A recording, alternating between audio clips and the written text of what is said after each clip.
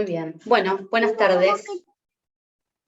Acá estamos dando inicio a nuestro tercer conversatorio con la doctora Andrea Monteavaro. Hoy vamos a abordar la temática sobre diversidad sexual y bueno, estamos muy contentas de este espacio, de poder empezar a hablar de estas cuestiones a la Sociedad Platense de Anestesiología. Este encuentro va a quedar grabado para quienes quieran de manera sincrónica poder escuchar este encuentro. Así que la idea es hacer un conversatorio, lograr un clima similar al conversatorio anterior que tuvimos con Andrea sobre ILE, IVE y parto respetado. La idea es que circule la palabra, que puedan aportar lo que consideren y que puedan hacer las preguntas también que quieran, de manera liviana, que se puedan habilitar, porque la idea es enriquecernos entre todos y entre todas, así que, bueno, bienvenidos y bienvenidas, y le paso la palabra a nuestra querida Andrea, que hoy tiene mucho para contarnos. André, y presentate, por favor, que nadie mejor que vos para presentar.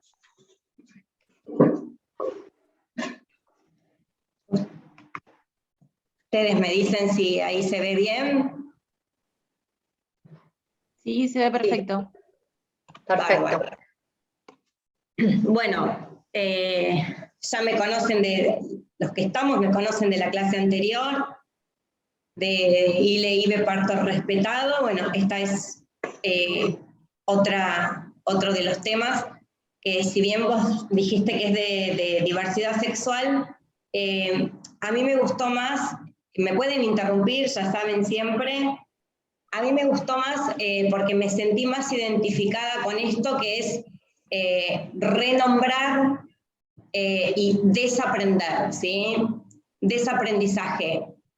Básicamente, ¿por qué? Porque como que en la estructura médica tenemos una cajita, como yo siempre le digo a Lu, y que nos cuesta salir de eso, y como que este tema es como que tenemos que no es lo que aprendimos en la Facultad de Medicina, ¿sí? De esto no hablamos en la Facultad de Medicina. Entonces esto es como que tenemos que empezar a aprender otras cosas, por eso es que me gustó la palabra de desaprendizaje, ¿sí? Ahí fue el título. Entonces empecé como empezar a decir conceptos básicos para saber de qué estamos hablando. Y cuando hablamos de una persona cisgénero, nos estamos refiriendo a aquellas personas cuya identidad de género coincide con el género que le fue asignado al momento del nacimiento, en función de lo que es la parte genital. Lo podemos nombrar cisgénero o cis. Por el contrario, la persona transgénero o trans engloba a quienes se identifican, se expresan o corporizan con un género distinto al que fueron asignados al nacer, o a quienes desafían con la apariencia o con la autodenominación aquellas expectativas asociadas con el género que nos impuso a las sociedades del nacimiento, ¿sí? Esto es como muy típico. Mamá es varón, mamá es mujer, ¿sí? Entonces es como que cuando nos identificamos con el género con el cual nos dieron en el nacimiento, somos cisgénero, y transgénero cuando nos identificamos o nos expresamos o nos corporizamos de manera distinta a como figuramos desde el nacimiento o en el documento podría ser. Entonces, un poco de definiciones. Para definir, vamos a empezar a definir lo que es género, y en realidad el género es una construcción social, ¿sí? El género se refiere a lo que la sociedad nos asignó al momento de nacer, hombre o mujer. La diversidad sexual hace referencia a las diferentes formas de expresar el afecto, el erotismo, el deseo, las prácticas amorosas o sexuales entre las personas. Es decir, la diversidad sexual lo conforman todas las gamas de identidad de género. Si no se entiende algo me interrumpen, o si los aburro me van diciendo. Yo quería por ahí hacer una pequeña aclaración que había escuchado una vez. Puede Sí. ser que esto de decirle cis o trans puede tener por ahí una relación con esto de los ácidos grasos, que cuando era cis eran como para un lado y cuando eran trans eran para el otro. ¿Puede ser que venga de ahí? No. Ah, ok. No. Y con lo que es la identidad de género es, digamos, la vivencia interna, la vivencia individual de cómo cada persona lo siente, que puede corresponder o no con el momento asignado al nacimiento. Incluye la libertad de modificar las apariencias, la función corporal a través de diferentes técnicas médicas, quirúrgicas o de otra índole, siempre y cuando siempre sean libremente escogidas, ¿sí? Y la identidad de género está conformada por las siglas LGBTIQ. Y acá es donde Nico bueno, con respecto a lo que es las lesbianas, obviamente que son las mujeres que sienten atracción sexoafectiva hacia las mujeres. Los gays son los hombres con atracción sexoafectiva hacia los hombres. Los bisexuales son las personas con atracción sexoafectiva hacia hombres y mujeres. Y acá en la parte de trans es donde Nico me aclaró y me dijo que no de tantas explicaciones, que sí las voy a dar, pero bueno. Dentro de los trans ponen los transgéneros, los travestis, los transexuales, pero en definitiva todos son trans, como para que nos quedemos con eso, ¿sí? Si bien la definición sí dice que la persona transgénero es la que cambió de sexo, cambió el rol de género asignado socialmente, el travesti, como me dijo Nico, es más un concepto, digamos, político, ¿sí? Es más un concepto de empoderamiento. Y ustedes van a ver que con todas las encuestas que voy a ir viendo, es como que todos los travestis en su lucha fueron los que consiguieron esta ley y consiguieron otro montón de incorporación hacia esta ley también.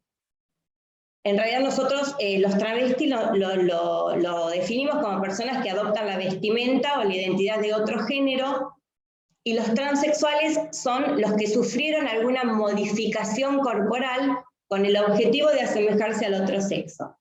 Y ahí Nico es donde me decía, no te enrolles con esto, porque hoy en día los transexuales o que quieran tener una técnica, hacerse una técnica quirúrgica, o sea, prácticamente no existen en sí, ¿sí?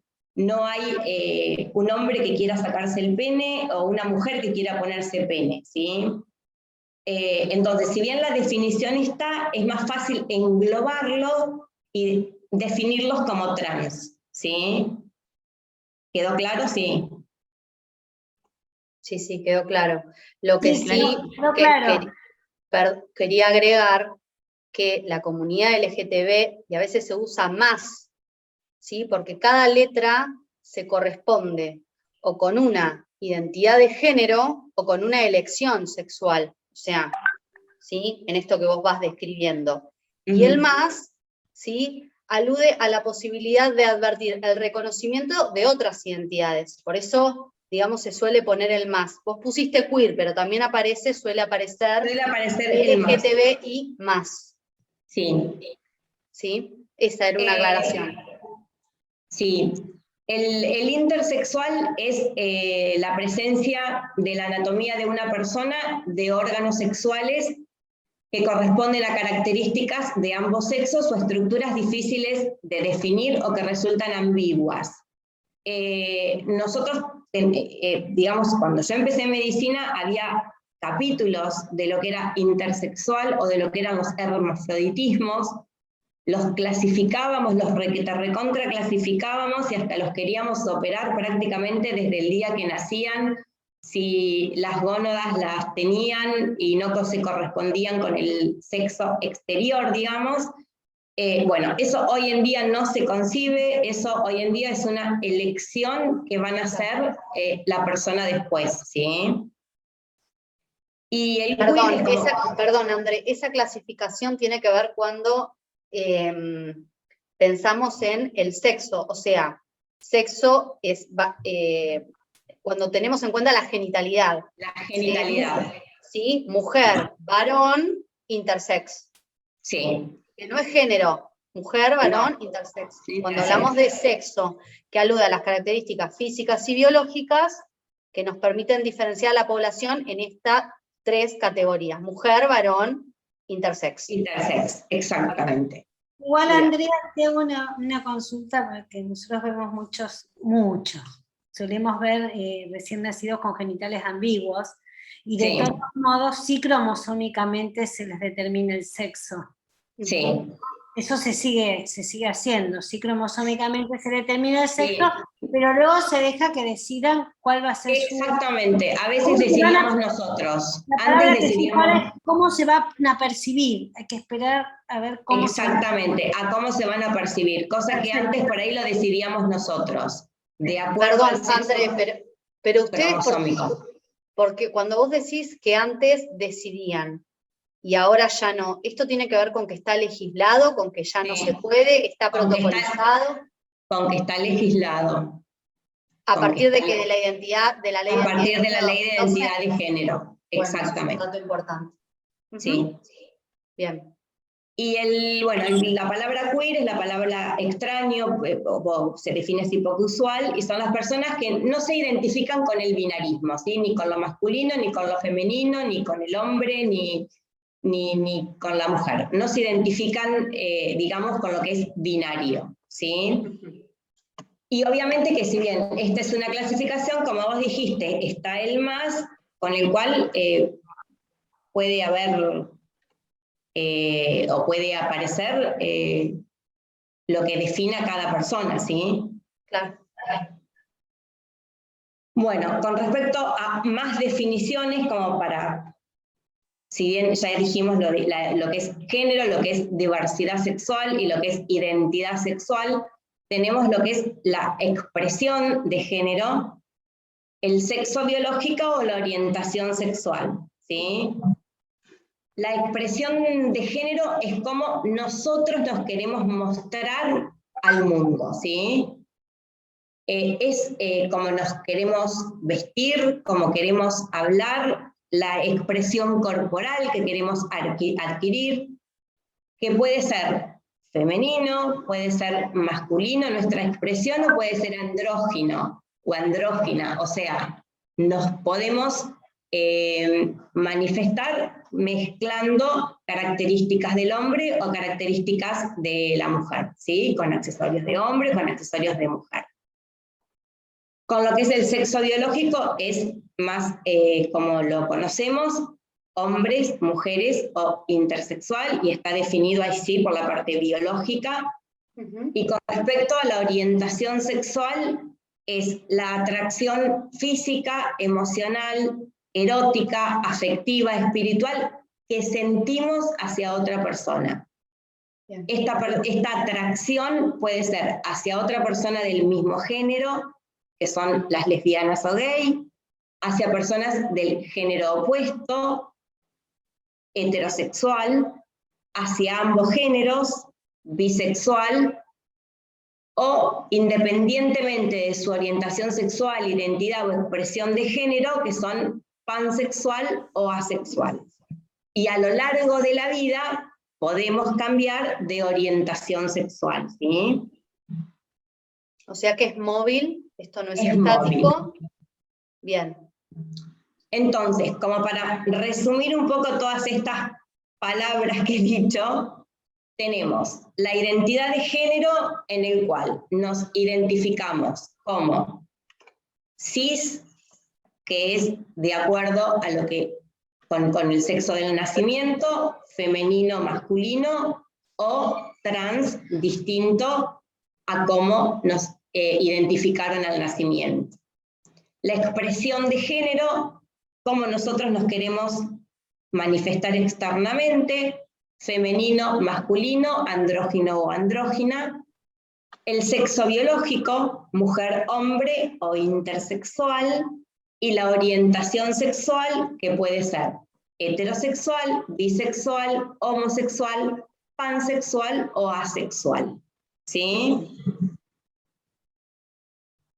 Más definiciones, que de todas maneras, esta es la que me gustó ponerla, pero no por la de diversidad sexual o la de diversidad corporal, que es un poco lo que ya dije, sino por la de la que tenemos que incorporar, que es la de diversidad familiar, ¿sí? Que es el conjunto de conformaciones familiares, que estos dependen de la historia, lo social, la cultura, y dentro de las configuraciones familiares tenemos la heteroparental, ¿sí? Que es la que históricamente aparece, que es mamá, papá o papá y mamá, ¿sí? La homoparental, que en realidad puede ser homomaternal, mamá, mamá, homopaternal, papá, papá. La monoparental, que puede ser mamá sola o papá sola. La poligámica, que puede ser poligénica, varones con varias mujeres, o poliándrica, mujer con varios hombres. Puede haber también familias ensambladas, familias adoptivas, familias de acogidas, parejas sin hijos o cohabitantes, ¿sí? Pero un poco como yo dije, esto es desaprender, ¿sí? No hay varón, mujer, heterosexual y papá y mamá, ¿sí? Como para salir un poco de todo eso y de que en el mundo hay diversidad, ¿sí? Con respecto a la ley de identidad de género, la ley de identidad de género de la Argentina es una de las leyes más completas del mundo, ¿sí? Es una de las leyes más actualizadas del mundo. Y lo único que voy a decir de la ley de identidad de género, que es un derecho humano, ¿sí? Y si bien ahora voy a explicar esto, pero me voy a esta. Que es importante entender básicamente eso, que es un derecho humano, es el derecho de las personas. Que no nos tenemos que, digamos, definir como derechos distintos, ¿sí? Que eso es lo importante. Acá, no porque sean lesbianas, gay, trans, queer, uno tiene que tratar la salud, la educación, de manera distinta, ¿sí? Este es un derecho humano y tienen los mismos derechos que todos los seres humanos, ¿sí? Acá no importa y no nos tenemos que evaluar el derecho en base a una orientación sexual, a una expresión, a una identidad de género.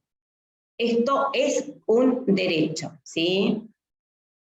Por lo tanto, hay que desjudicializarlo, ¿sí? Antes los travestis, sobre todo, eran muy perseguidos, eran encarcelados, los llevaban presos, ¿sí? Esta ley permitió eso, permitió desjudicializarlo.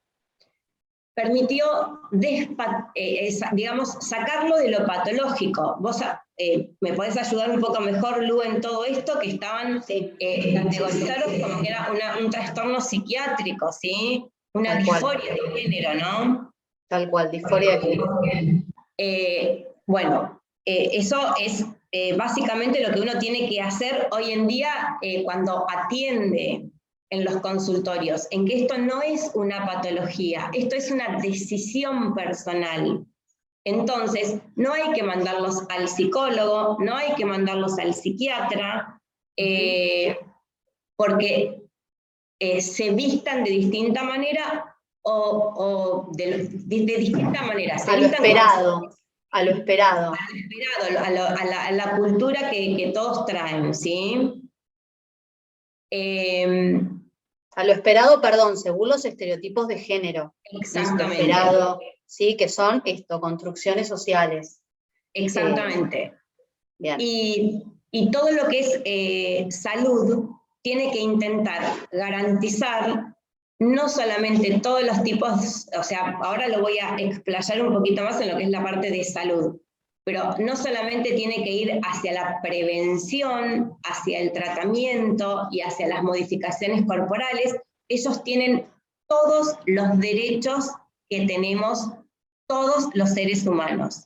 Tienen derecho a la interrupción del embarazo, tienen derecho a la fertilización asistida, tienen derecho al matrimonio, tienen derecho a la identidad con el documento, tienen derecho a que todos los trámites administrativos sean realizados como se desean identificar. Eso es el trato digno e igualitario. Y esto creo que es lo más difícil que va a costar en lo que es la parte hospitalaria, ¿sí?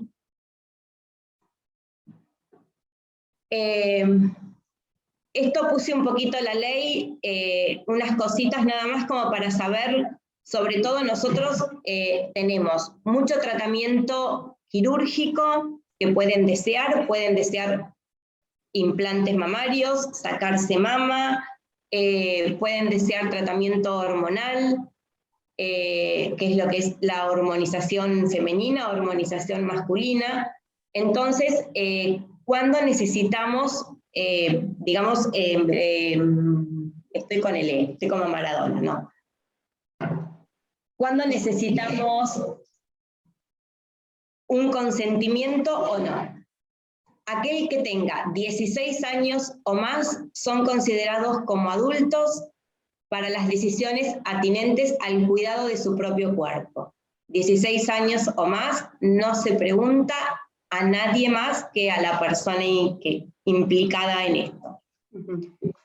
Entre los 13 y los 16 años pueden brindar el consentimiento en forma autónoma, a menos que se trate de prácticas que puedan implicar un riesgo grave para la salud o para la vida, ¿sí? Entonces, ahí sí se necesita no el consentimiento, sino el asentimiento de una persona referente. Esto va sobre todo para aquellos chicas o chicos que deseen una hormonización, que uno muchas veces quiere el asentimiento de algún mayor, ¿sí? Y en los menores de 13 años sí se necesita el consentimiento del menor con el asentimiento de una persona adulta. Bueno, Perdón, te hago una pregunta, André. Todas los tratamientos de adecuación a la expresión al género autopercibido, entiendo que van de más reversibles a menos irreversibles. Sí. Y esto, digamos, está en sintonía con la edad de cada persona.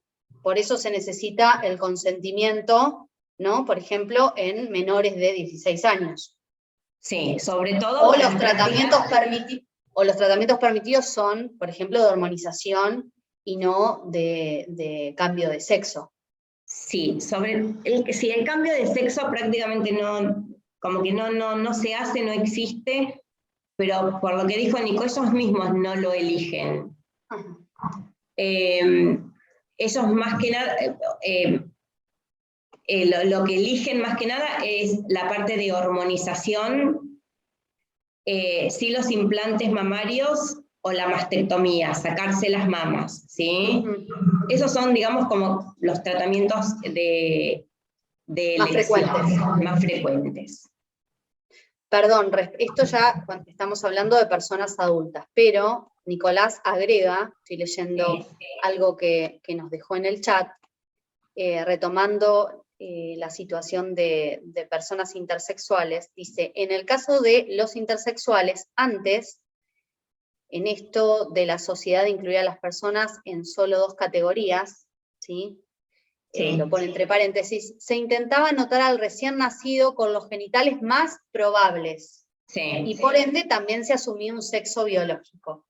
Mm. O sea, esto es antes de la ley de identidad de 2012, en donde los y las profesionales tomaban esa decisión en relación a cuál era el sexo asignado al nacer a ese bebé, o esa bebé. Sí. Nosotros tenemos recién nacidos con genitales ambiguos y es como que te obligaban a poner, no, o es varón o es mujer, o sea, no hay una categoría que diga genitales ambiguos.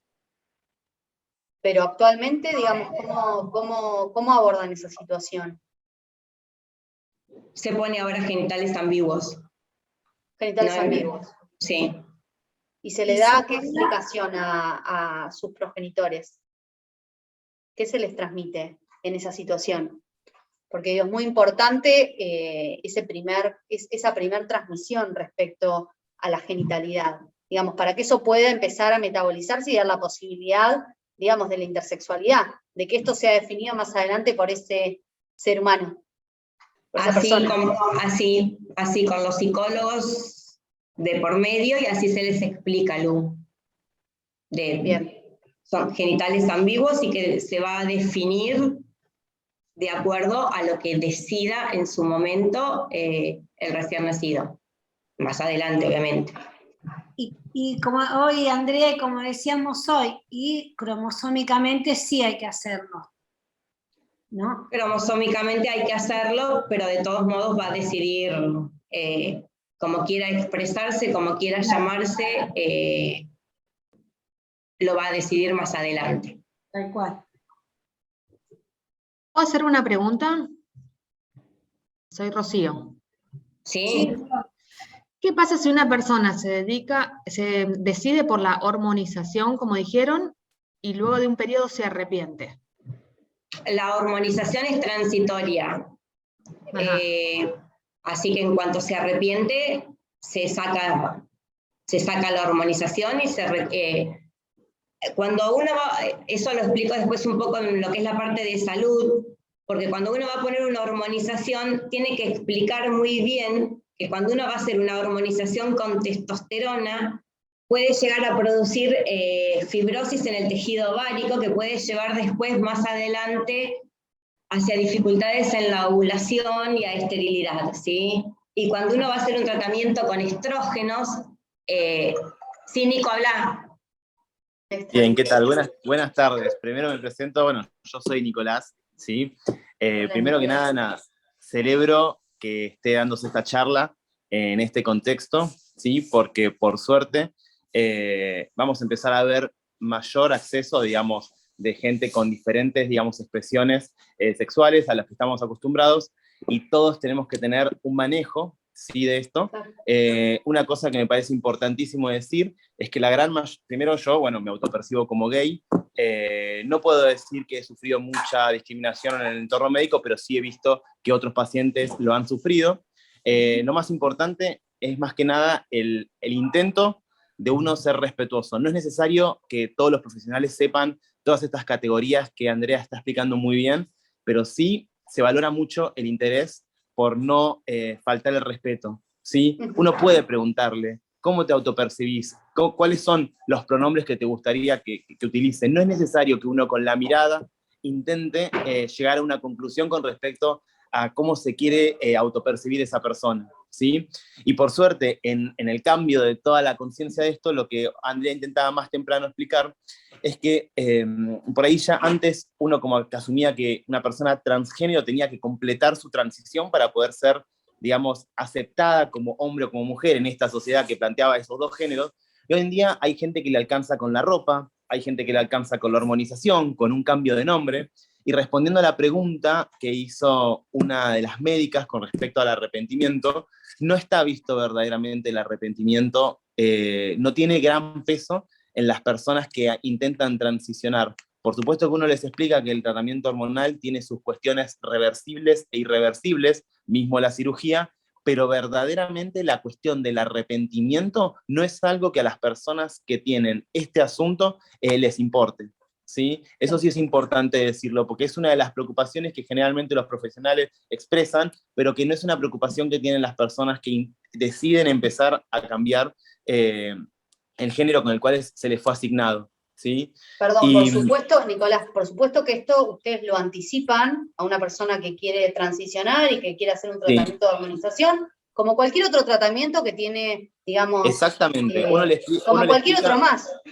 Exactamente. Uno le explica, digamos, cuáles son los efectos a corto plazo. Generalmente, por ahí uno desde la particularmente nosotros desde la ginecología, lo que vamos a ver van a ser los chicos trans, las masculinidades trans, las personas, digamos, que fueron asignadas como mujer al nacer y que se autoperciben como hombres. Uno le explica cuáles son a corto plazo los efectos de la hormonización, ¿sí? Le decís, mira, bueno, de acá a 6 meses te va a cambiar la voz, vas a empezar a tener más vello corporal de acá a 2 años, 3 años, el cambio en la voz es irreversible, eso es una de las cosas que por ahí más rápido sucede, pero es irreversible. Insisto, no es una cosa que les preocupe la irreversibilidad, pero uno, como cualquier tratamiento con efectos irreversibles, mismo sobre la fertilidad, se los tiene que aclarar, ¿sí?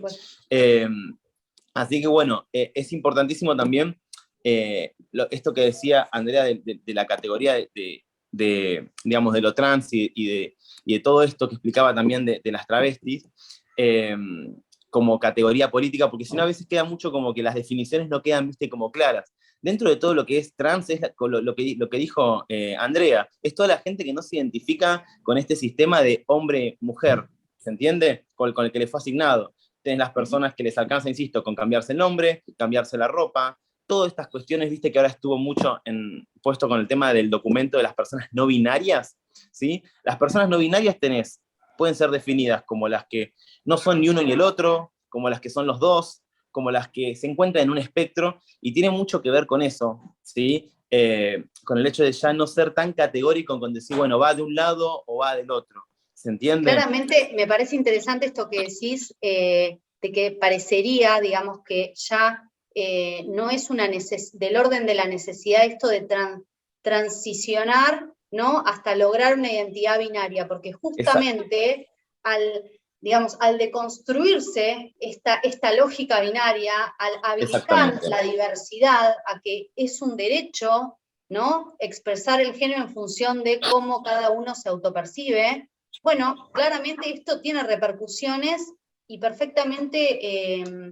nada, cada persona lo vive y no termina necesitando esto, ¿no? De ubicarse en alguno de los extremos. Y eso, y una cosa que decía Andrea, es que antes, digamos, la persona por denominación estricta transexual era la persona que completaba la transición.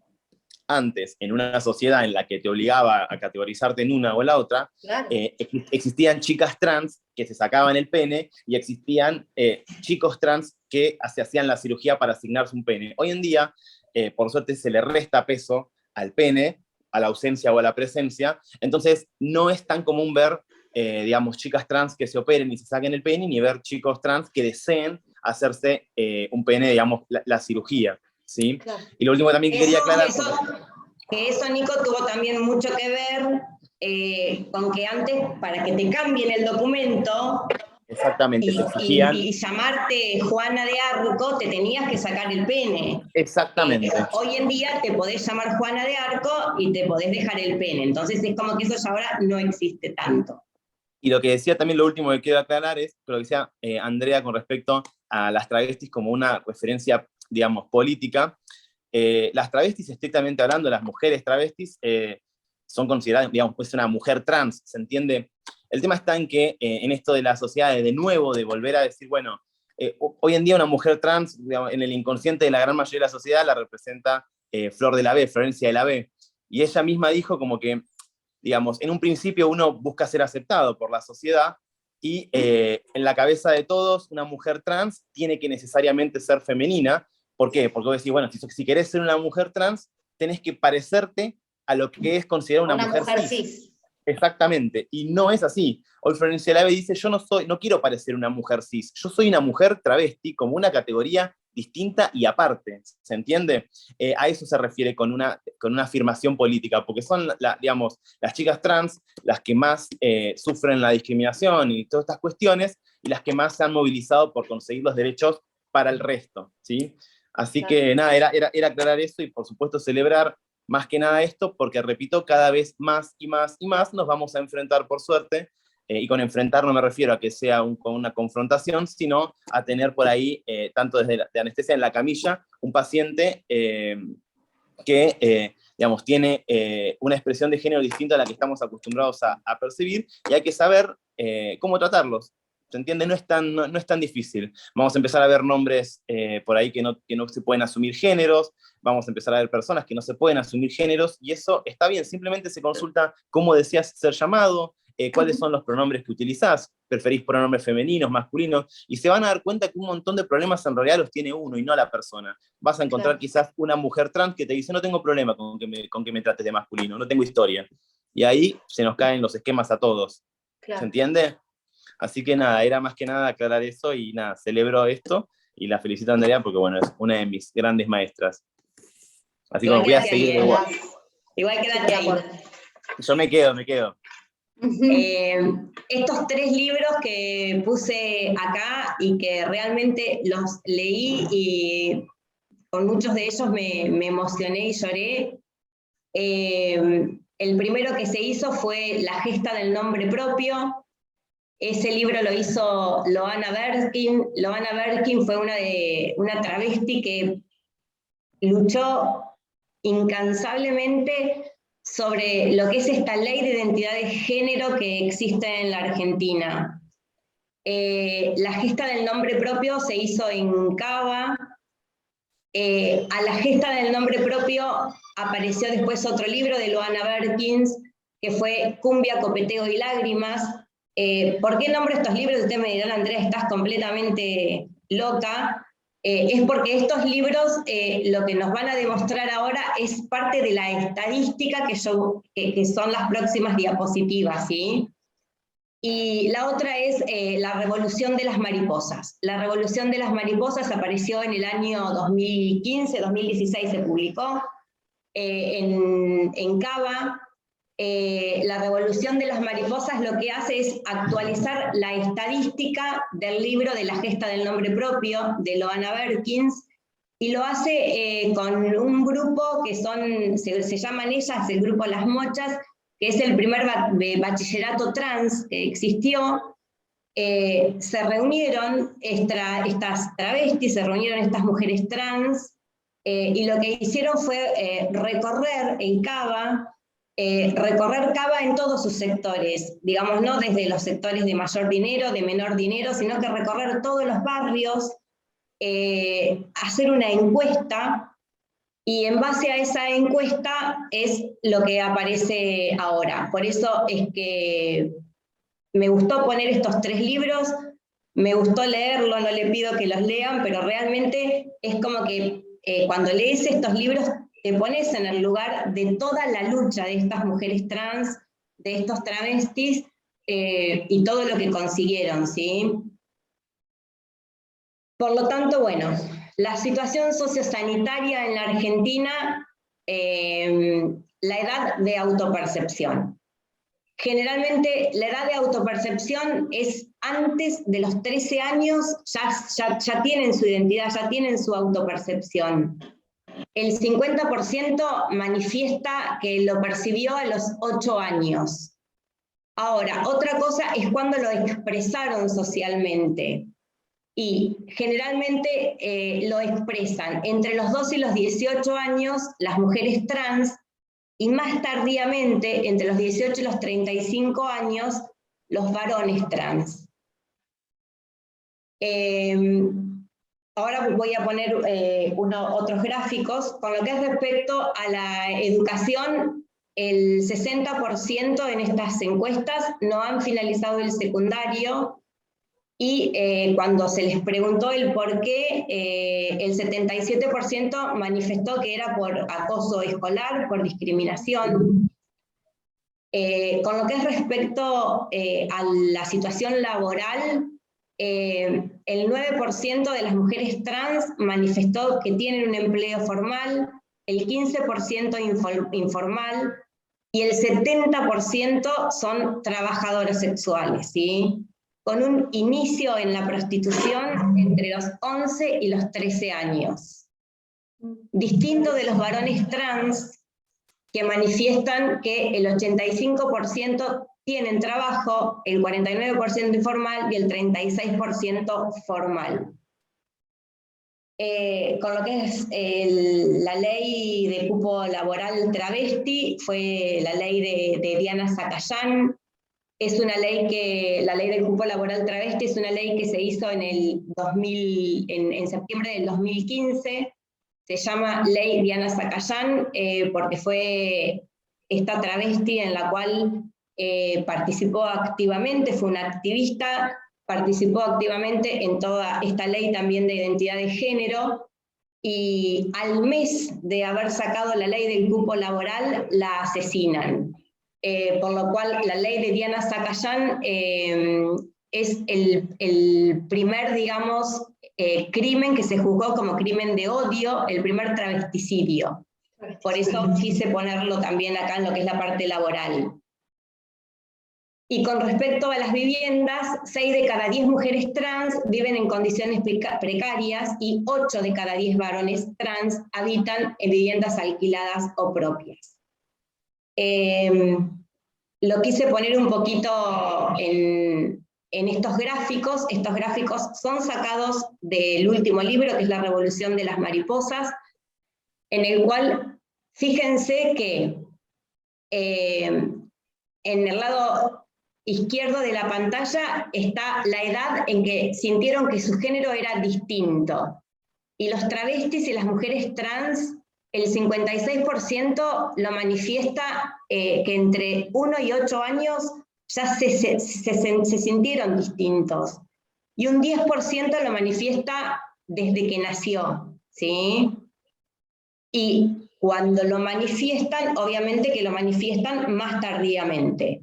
El 54% lo hace entre los 14 y los 18 años, y un 25% entre los 9 y los 13 años. Distinta la situación, como les dije, del hombre trans, que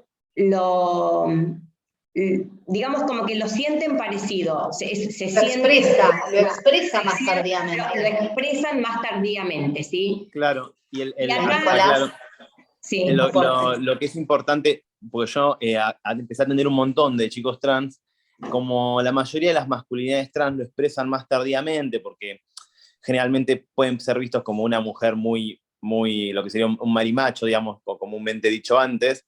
El hecho de que expresen más tarde su identidad de género por distintas cuestiones, conlleva a que no sufran discriminación generalmente en el colegio, y que terminan el colegio, al terminar el colegio tienen más posibilidades de acceso a un trabajo formal. Es una cosa con la que yo me encontré al empezar a atender chicos trans, es la diferencia con respecto a las chicas trans. La gran mayoría de los chicos trans que atendí tenían obra social, trabajo formal, e incluso con obra social y con prepagas, no encontraban profesionales con quienes se sintieran cómodos para atenderse. Pero la realidad económica y social de los chicos trans es muy distinta a la de las chicas trans. Sí. Y es una idea, esto me parece re interesante porque hay mucha diferencia de tiempo, y esto que están diciendo parecería como más tolerable la identidad, tolerable desde la estructura social, ¿no? Lo que sería mujeres marimachos, ¿no? Más tolerable que una chica trans, ¿no? Y sí, pasa que en la sociedad... menos disruptivo. Igual un varón, ¿no? Genitalmente varón,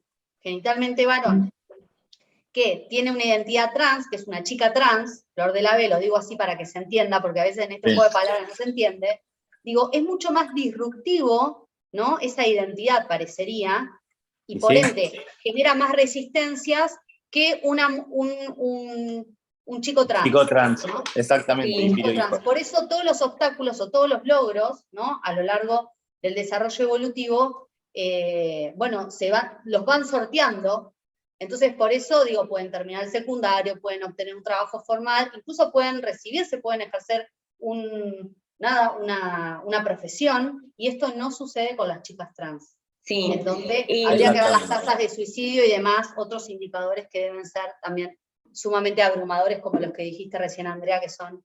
Sí, y lo otro que es en las encuestas, ahora en un momento lo pongo, había muy pocos hombres trans a los cuales se les preguntaba, pero también tiene que ver con la cultura de los padres de ellos, ¿sí?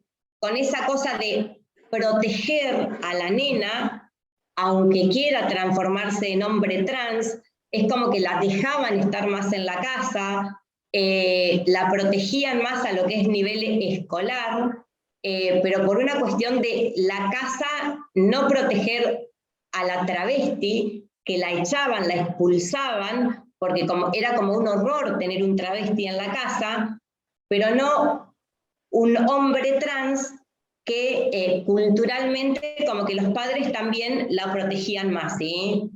Como que estos libros vislumbraban un poco eso, que es lo que estoy mostrando. Con respecto a la situación de salud, bueno, saben que la sobrevida de los travestis digamos, es acortada, está entre los 35 y los 40 años.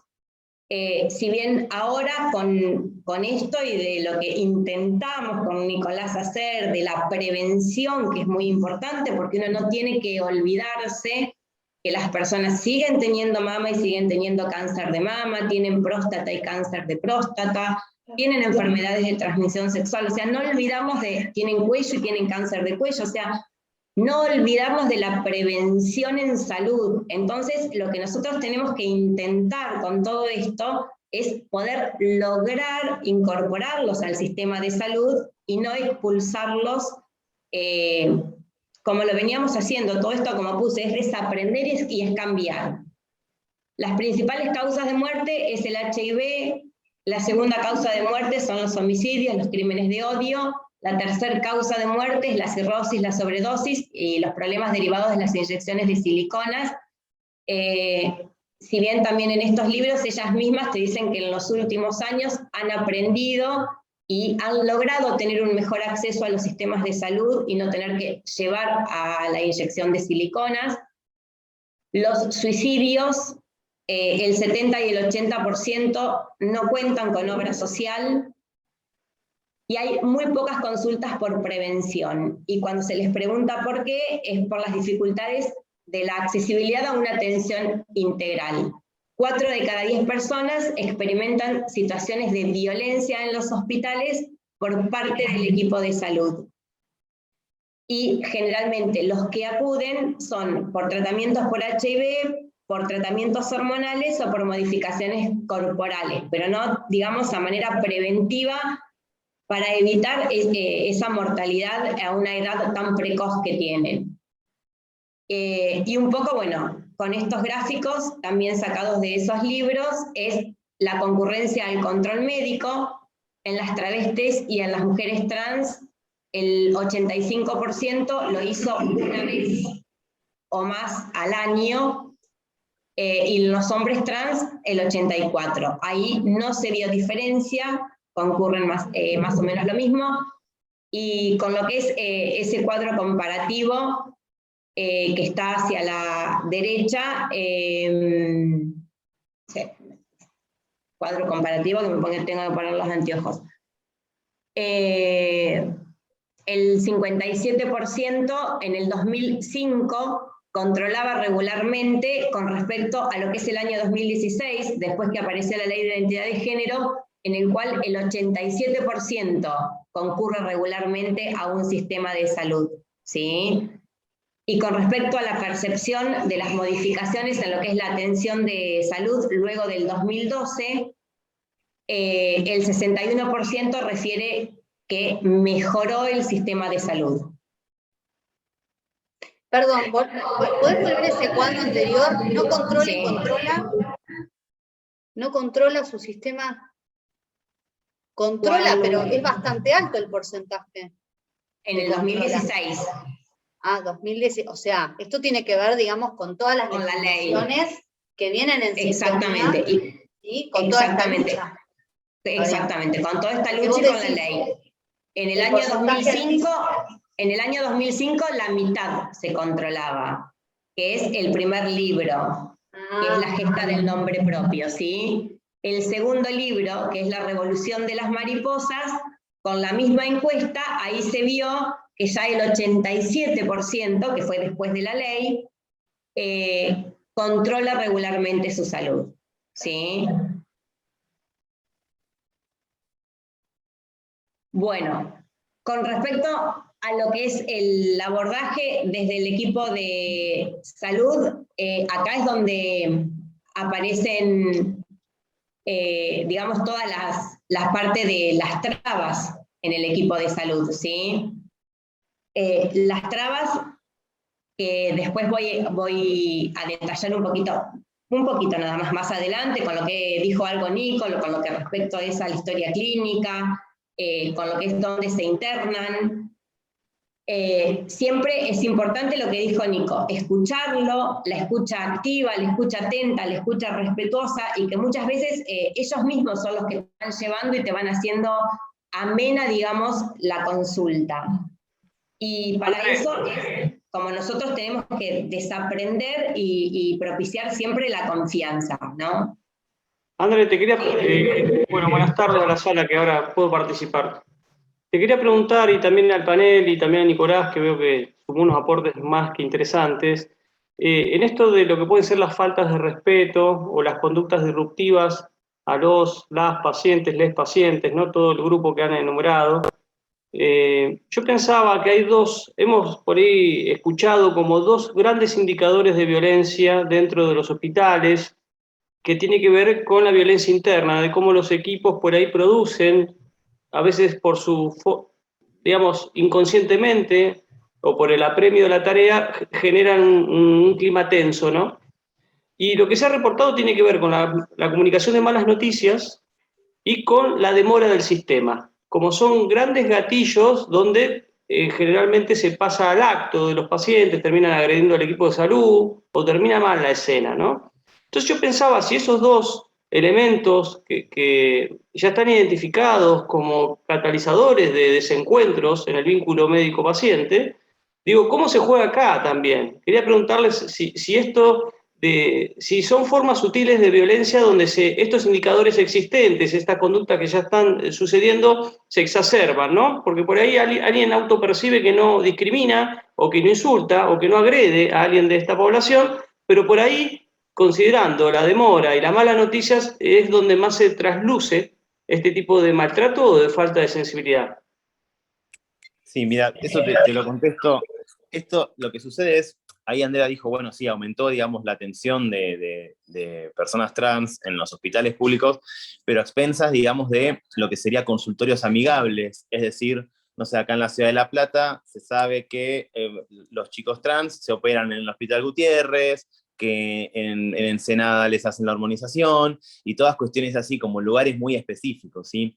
Acá en el Hospital San Martín se intentó iniciar un consultorio para masculinidades trans, pero si vamos al caso, digamos, no se necesitaría de un consultorio amigable para eso, porque en realidad la ley, digamos, ya dice que todas las personas deberían ser atendidas en el sistema de salud público, sin importar su género, raza, religión, nada, no sería necesario. Entonces, el tema es que es como el sistema es bastante expulsivo, digamos, la gente no tiene por qué saberlo, digamos, todos ya está, digamos, criados con un montón, digamos, de normas, está buenísimo intentar modificarlas, pero bueno, sucede que existen malos manejos desde el personal administrativo, desde la hora de no saber cómo nombrar, o mismo en el sistema, cuando uno tiene que ingresar a un paciente, eso de a poco se está cambiando, pero bueno, muchas veces están esas encrucijadas, entonces ya tenés un bloqueo administrativo, ya un bloqueo antes, digamos, una barrera antes de acceder, de decir, no, mira, no voy a ir porque la voy a pasar mal. Vos imaginate un chico trans en un consultorio de ginecología. Vos tenés quizás a veces 50 pacientes sentadas afuera esperando un consultorio para ser atendidas, con turnos que por ahí le fueron asignados hace 3 o 4 meses. Vos imaginate toda esa secuencia sumado a toda una cartelería rosa, prevención de cáncer de mama, todo orientado al embarazo como la única función de la mujer. Vos imagínate en una sala de espera así, llamar a un Pablo y que entre a consultorio. Entonces, vos tenés la mirada de todo eso, entonces tenés pocos turnos, como siempre obviamente en el sistema de salud público, y al mismo tiempo pocos efectores para esto mismo. Uno, porque no se lo plantea, porque por suerte no tiene este cuestionamiento de que no es, de que no se autopercibe del género que no le fue asignado. Pero vos imagínate sentir eso y saber que existe la posibilidad de recibir la medicación gratuita en el sistema de salud público, pero que no la tenés en todos lados. Y que a eso de no tenerla en todos lados, vos no podés acceder al cambio que querés sobre tu cuerpo, y encima se le suma la discriminación en el caso de que vayas, ¿entendés? Es todo muy dificultoso. Perdón, ¿sí? que te interrumpa, Nicolás. El otro día escuchaba a una chica trans diciendo, siempre hablamos de las violencias que recibimos por parte de miembros de las fuerzas de seguridad, pero tenemos que empezar a hablar de las violencias que sufrimos por parte de trabajadores y trabajadoras del sistema de salud. Porque en realidad, si te pones a pensar, las principales causas de muerte, por supuesto que están los crímenes de odio entre las primeras causas, pero están íntimamente relacionadas con cuestiones de salud, en donde claramente los pone a ustedes como protagonistas. Sí, Digamos, es que como protagonistas que tienen, digamos, que no solo tienen el compromiso y la obligación, digamos, de hacer algo, porque esto ya no es del orden de lo discutible, esto tiene estatuto de ley, y bueno, claramente hay que ayornarse. Sí, la situación más dificultosa para mí la siguen teniendo las mujeres trans, por el hecho de que uno como ginecólogo obra como clínico muchas veces de pacientes, digamos, ya sea chicos trans o de mujeres cisgénero. Uno puede en un análisis de sangre obrar como un médico clínico, ¿sí? Ahora, la gran mayoría en el inconsciente de los médicos piensa que una chica trans solamente necesita de un urólogo, y necesita de un urólogo solamente para cuestiones que impliquen a los genitales. Pero si vamos al caso, digamos, biológicamente tienen un cuerpo masculino, y un cuerpo masculino que recibe hormonas femeninas, como la gran mayoría recibe, es mucho más, necesita mucho más control que en el caso opuesto. ¿Se entiende? La hormonización hacia una mujer hacia hombre es más sencilla, se controla más fácil. Ahora, un cuerpo biológicamente masculino a los 50 años, como la gran mayoría, no sé, de las travestis, recibiendo hormonas, tiene un montón de factores de riesgo cardiovascular y de un montón de cuestiones que no están controladas. Verdaderamente, las mujeres trans necesitan clínicos, necesitan médicos clínicos, no necesitan urólogos. ¿Entendés? Entonces, esa es la mayor situación, porque los servicios de clínica de los hospitales están generalmente saturados por todos los pacientes, no solamente por mujeres trans. ¿Se entiende? Ese es el gran problema, porque no deja de ser, o sea, más allá de que la expectativa de vida es mucho más baja por homicidios, por estar expuestos a violencias, drogas o enfermedades de transmisión sexual, también está todo esto del no control de enfermedades cardiovasculares. Enfermedades cardiovasculares. Claro, que se suma a la gran dejadez de la población en general. Entonces es entendible que a eso se le sume, digamos, esto que preguntó en un principio de la violencia que genera la no respuesta, ¿se entiende? Porque es como una situación ya como extrema. Encima que me acerco a atenderme, está el sistema como está. Sí, pensando en lo que es la violencia en su vertiente, en sus dos vertientes, por acción o por omisión. Totalmente, Digo, sí. el no trabajar desde la lógica preventiva es, por supuesto que Yo me pasa imaginaba- mucho más desapercibida, es desde la lógica, es violencia institucional, y eso Sí, hay sí. que... Yo me imaginaba esa escena de pasillo, ¿no? Lo que contaba Nicolás, lo que subraya recién Lu, de decir, bueno, te voy a hablar de vos de forma expeditiva, o sea, como que no hay realmente... me gustó esto de amable, ¿no? O algo así mencionaba, ¿no? Consultorios amigables. Ah, bueno, yo Exactamente. había visto, hay una bibliografía que habla de hospitales amables, que bueno, viene en esa línea, pero bueno, también pienso en la salud mental, que es un poco también la pelea que se venía dando de nuestra disciplina, que a las personas con padecimiento mental también se las atienda en hospital público, ¿no? Como que hay que traer todos los desvíos, parecería, adentro. Vamos a tratar todo lo que se ha considerado enfermedad, desvío o crimen. Así que digo, qué interesante este espacio. Sí, y al mismo tiempo también lo que es importante es, por ahí viste que a veces, yo la verdad que no hablo el lenguaje inclusivo, pero me parece que está bien, porque digamos, con el lenguaje, si uno porque estamos todos de acuerdo que estamos debatiendo acá esto entre nosotros, pero si vos tenés un paciente enfrente tuyo, entre 4 paredes, que te está diciendo, yo no me identifico ni con masculino ni femenino, tratarlo en uno de los dos es una falta de respeto directo, ¿se entiende? Entonces, digamos, esto de decir, bueno, uno se va adaptando, digamos, los pacientes no tienen, digamos, como conflictos con que uno se equivoque, con que uno no sepa, con que uno no, digamos, no es generalmente ese el problema, ¿se entiende? Pero ya te digo, la gran mayoría te refiere lo difícil que es atravesar ese pasillo lleno de pacientes mujeres, poner en el caso del que te estoy contando, ¿se entiende? Manifiesta la ansiedad que le genera cruzar ese pasillo y ser, digamos, observados por todos. Pero bueno, yo creo que igualmente también, más que el lenguaje inclusivo, lo que está bueno es quizás empezar a hablar un poco sin género. Yo le encontré la vuelta por ahí, en vez de estar hablando de la o él, hablo de pacientes, gente, personas. Eso no es lenguaje inclusivo, eso es lenguaje común y estás hablando sin género, ¿se entiende? Sí, utilizar esas palabras que engloban a todo el colectivo. Sí, sí, gente buena, es una opción que no te deja, digamos, en esa disyuntiva, ¿sí? Pero por supuesto tenemos que entender que lo que no se nombra no existe, y es verdad que puede ser percibido que es entendible que sea percibido de esa manera, pero por lo pronto trabajar o vincularse desde el respeto. Ya eso, digamos, tiene que ser el primer paso. Y lo que decían de los consultorios amigables. ¿Amigables? Sí, son consultorios claramente aislados, que los tenemos acá en la ciudad de La Plata, pero vas a cualquier pueblo del país, y además la gente acá mismo en La Plata se tiene que trasladar no sé, de Abasto hasta donde, el San Martín. Sí, totalmente. Esto debería, porque es un posicionamiento, digamos, esto tiene que ver con un paradigma, y esto debería ser en las salitas de cada barrio, digamos, no tenés que ir a cambiar al consultorio amigable para que pueda ser tratada de manera respetuosa y digna, y que se te garanticen tus derechos. Acá en el San Martín tuvimos ese conflicto de decir, bueno, listo, hicimos un consultorio para masculinidades trans, ¿no? Pero la realidad es que no debería haber sido necesario hacer nada, no. ¿Entiendes? Debería ser el consultorio común.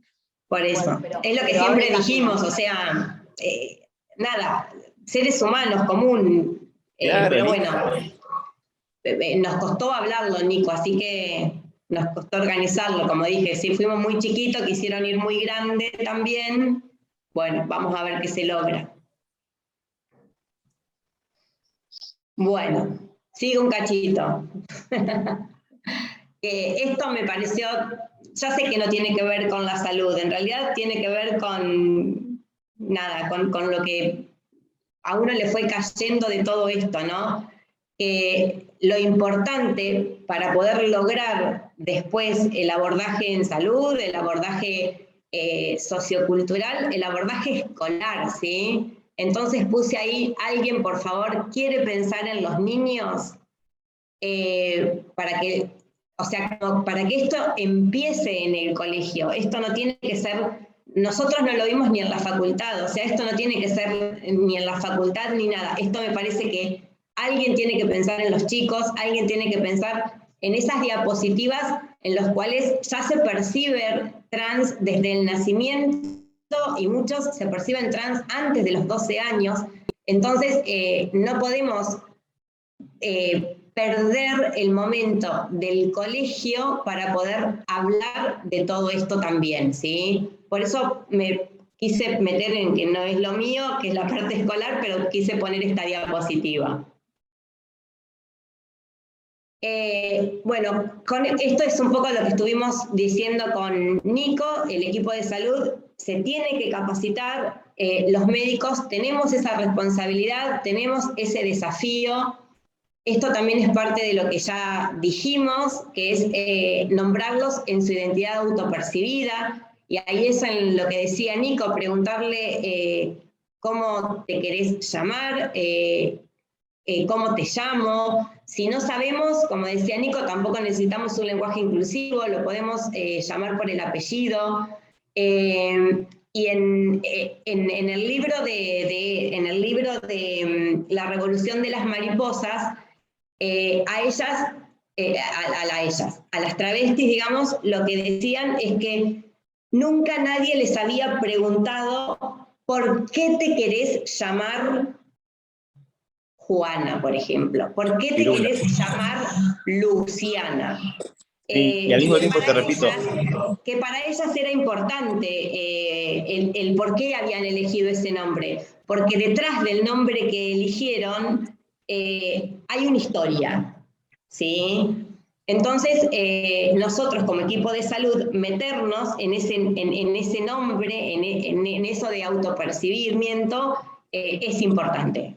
Ahí sí, Y al Nico. mismo tiempo es considerado, uno lo que por ahí, no sé, ponele que tengan enfrente un paciente que no sepan si es hombre, si es mujer, y uno dice, bueno, no voy a preguntar para no meter la pata. Justamente lo opuesto, es considerado muy amable preguntarle cuáles son los pronombres que te gustaría que utilice, que use, los femeninos, masculinos, preferís, hay que te van a decir, mira, me da igual, prefiero que me trates de femenino, prefiero pronombres neutros, por ahí ese es el más difícil, porque el neutro es cuando ahí sí tenés que hablar en inclusivo, pero es considerado muy amable, no es con una falta de respeto, es una falta de respeto justamente no preguntarlo o asumir o esas cuestiones, pero la verdad que estos pacientes están muy golpeados, ¿sí? Generalmente. No van a venir, salvo las chicas trans que por ahí vienen más envalentonadas, la gran mayoría de los chicos trans o las personas no binarias están muy golpeados, no son pacientes conflictivos, ¿se entiende? Y la realidad es que no te van a hacer frente y la pasan mal, ¿entendés? Entonces es considerado como perdón, Nicolás, ¿ustedes la pregunta esta de con qué género te autopercibís, la hacen siempre o la hacen cuando tienen dudas? Porque no, yo particularmente en el consultorio le pregunto, digamos... ¿cuál es la sugerencia que tienen para sus colegas?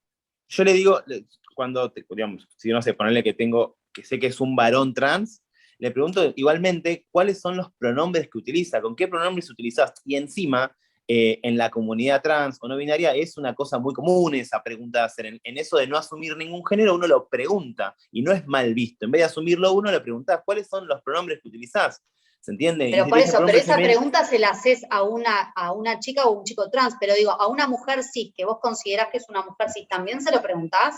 Y hoy en día no, pero hoy en día no, bueno, pero ahí también es dar por supuesto una identidad de género. ¿Sí? Bueno, exactamente, estamos de acuerdo, sí. Pues le podés pifiar también. Perdón, acá cada uno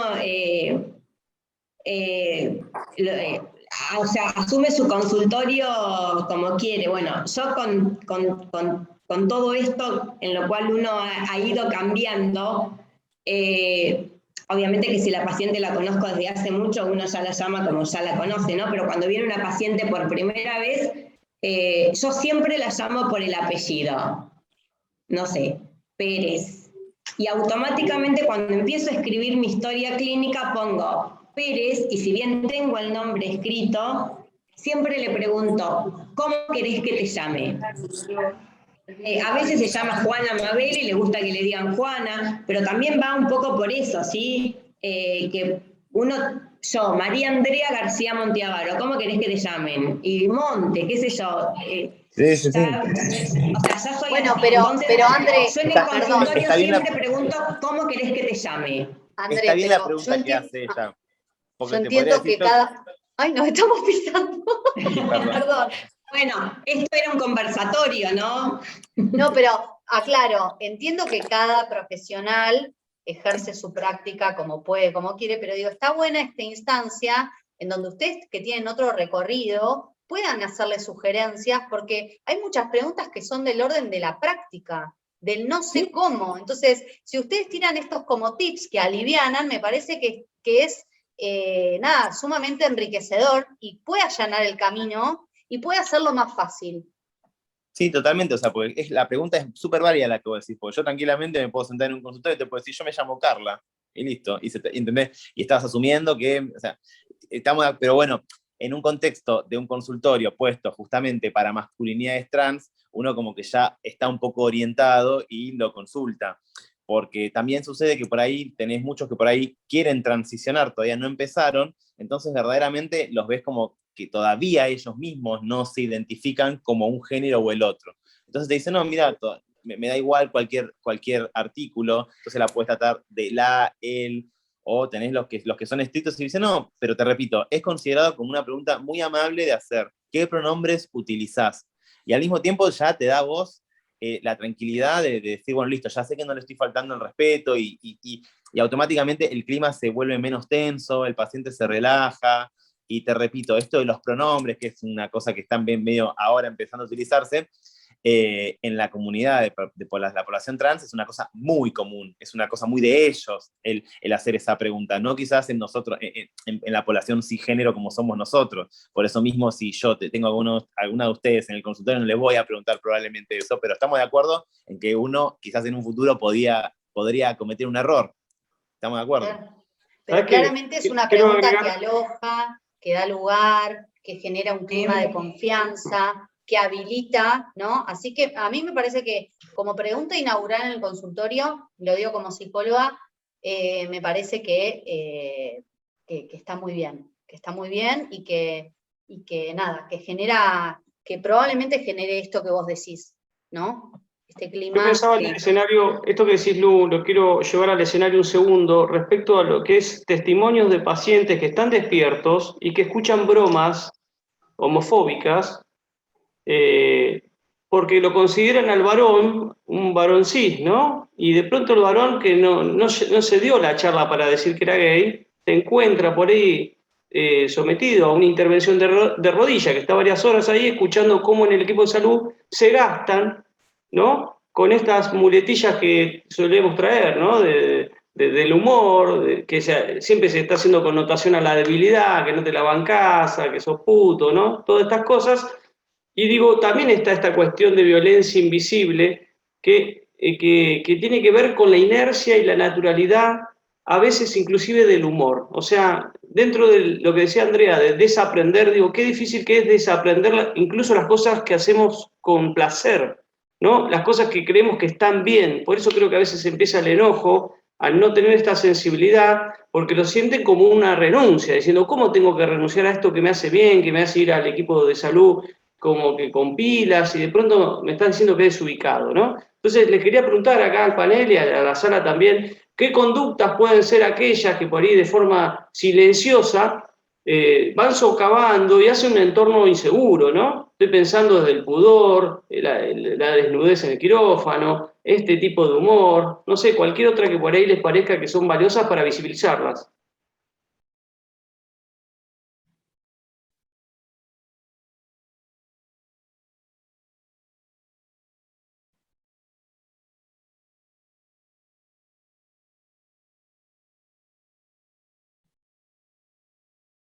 Se durmieron. Bueno, fue un aporte. Claro. Está bien. Son situaciones podríamos decir, de microviolencia que pasan más desapercibidas y que, bueno, que hay que visibilizarlas y que hay que renunciar porque ya hay chistes que no se pueden hacer. No. Por más que en algún momento nos hayamos reído mucho, bueno, ya hay cosas que no se pueden decir, hay chistes que no se pueden hacer, y es así. Y es así. Y yo sigo con los problemas, tenemos millones de problemas. O sea, todo esto estamos empezando. El problema, como decía Nico, el problema de los turnos, el problema de dónde las internamos. Esto es lo que ya más o menos habíamos visto, ¿sí? Que las preguntas sean abiertas. ¿Qué te trae por acá? ¿Cómo estás? Con respecto a lo que es cómo llamarlos, es lo que ya habíamos estado hablando. Con respecto a lo que es el examen físico nuestro, es un poco lo que preguntaba Juan recién, ¿sí? Que no tiene que ser intimidante, que el examen físico no tiene por qué ser tan exhaustivo, que tiene que ser guiado hacia el motivo de consulta.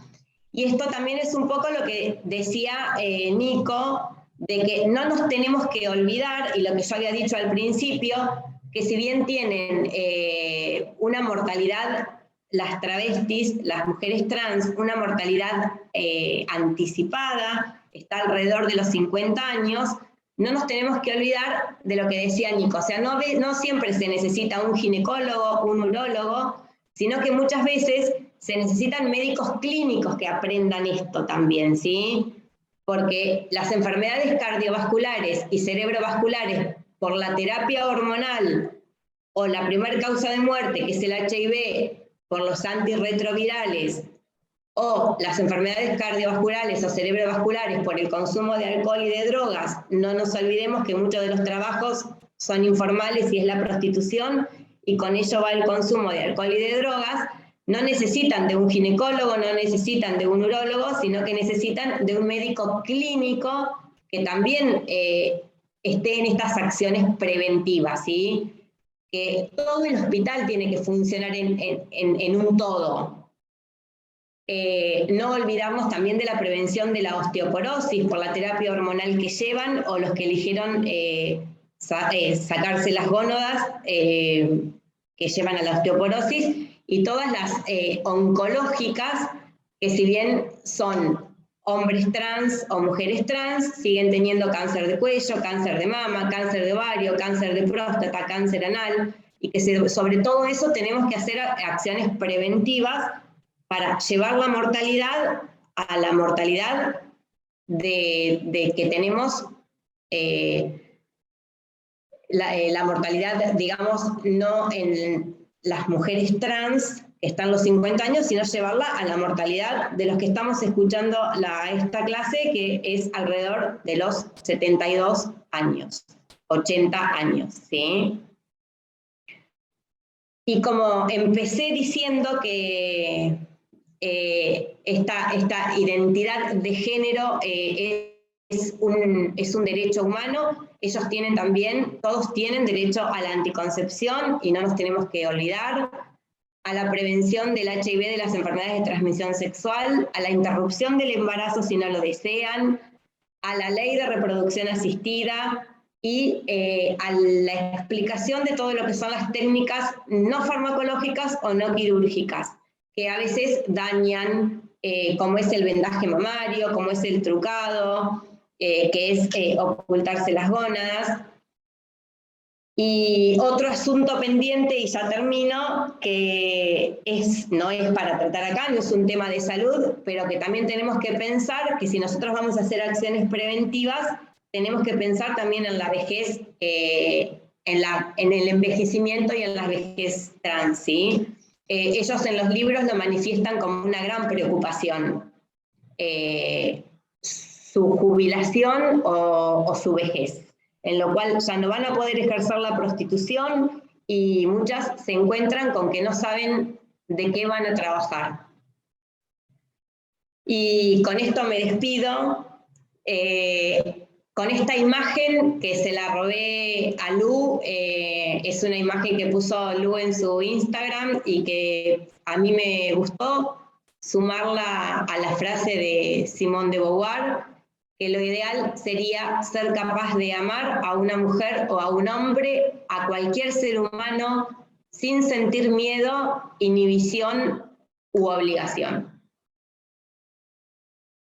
Con esto me despido, y este cartel es el que pusimos en todas las puertas del Hospital San Martín, tanto de ginecología, de obstetricia, y desde que entras al hospital hasta los consultorios de clínica médica. Por eso es una foto sacada así de una puerta de un consultorio. Está puesto esto como para que lo vayamos visibilizando, como que para que lo vayamos aprendiendo. Bueno, acá están todas ustedes escanean el código QR, están toda la ley, esto como queda ahí, está toda la ley de identidad de género, la ley del matrimonio igualitario, la ley de educación sexual, escanean el código QR y está bajada la ley y está explicado lo que por ahí no pude explicarles. Gracias, Andre, una maravilla tu exposición. La verdad, ¿qué estamos? Hora y media ya casi. Bueno, no sé si alguien quiere hacer alguna pregunta más, pero creo que ha sido una maravilla todo lo que nos transmitiste, y fundamentalmente desde tu práctica, que creo que es lo más rico que tenés, y tu posición de estar actualizada, de mejorar, de transmitir este paradigma que es necesario que, digamos, cada vez seamos más quienes laburamos desde el paradigma de la diversidad y el respeto a todas las personas, garantizando todos los derechos independientemente de cuál sea la elección sexual y de la identidad. Esperemos que algún día ya esto no sea un tema, ¿sí? Porque, digamos, tenemos que militar para que cada persona pueda estar con quien desee, amar a quien desee, siempre y cuando, por supuesto, no se atenten contra los derechos de quien se tiene al lado. Pero esa tiene que ser la brújula, y bueno, muchas gracias, André. La verdad que un placer escucharte. Bueno, Nicolás también, Nico, tu co-keeper, una maravilla. Sí, Nico se fue porque está de guardia en el hospital, así que lo deben haber llamado. Y te puso nada. ahí, te puso algo, te dijo, a ver, te lo voy a leer. Le agradezco un montón. Nada, soy como, ya no soy ni la madre de ellos, yo soy la abuela de ellos, pero bueno. Ellos me van actualizando y me van llevando a todo esto. Bueno, muchas gracias, André. ¿Le damos un aplauso? ¿Despedida? Abran micrófonos. Vamos a abrir micrófonos. Excelente, excelente. Gracias, André. Muy lindo. Bueno, y nos vemos en el próximo encuentro. Vamos a hablar sobre violencias basadas en género. Así que... Ahí te escucho. Están invitados, invitadas, sí. Ahí me van a escuchar a mí, a Juan Scarpinelli. Y vamos a estar ahí trabajando y tratando de interpelarnos. Así que bueno, los y las esperamos. Hasta la próxima. Chao, André, gracias. Gracias, hasta luego.